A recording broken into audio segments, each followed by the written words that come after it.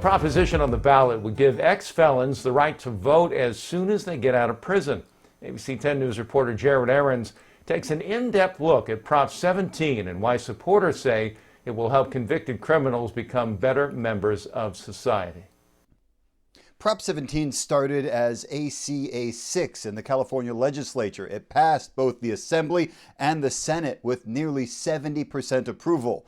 Now it needs voters' approval to make it the law. So my last term I did 10 years in prison. Angelique Evans is the exact kind of person Prop 17 is designed to help. You know, I come from a very traumatic childhood, so, I turned to the streets and led me to jail. After spending most of her life in the criminal justice system, Evans began her parole by getting active in support groups and fighting for the rights of former prisoners. And I became addicted. I caught the policy bug, you must say. Prop 17 is a passion project for her. Currently, the California Constitution says people sentenced to prison have to complete their entire sentence, including parole, before they can vote again.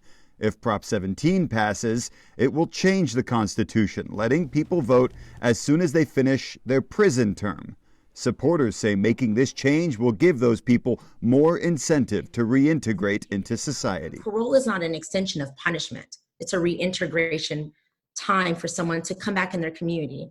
And what better way to make them feel that they have a stake in the community is than giving the right to vote. Opponents to Prop 17 declined our interview requests, but in their written opposition say, quote, parole is an adjustment period when violent felons prove their desire to adjust to behaving properly in a free society.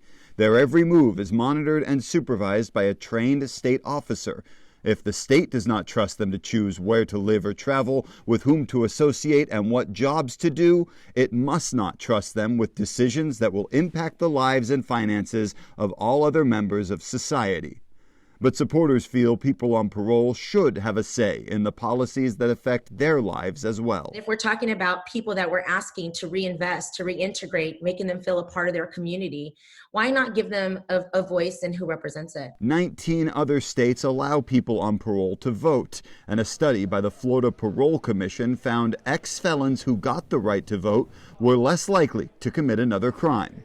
Evans agrees. When people feel like they are valued members of their community and their voices matter and concerns are addressed, they're less likely to re-engage in criminal activity. The Yes on 17 group says about 57,000 people will gain the right to vote if Prop 17 passes. It needs a simple majority, 50% plus one.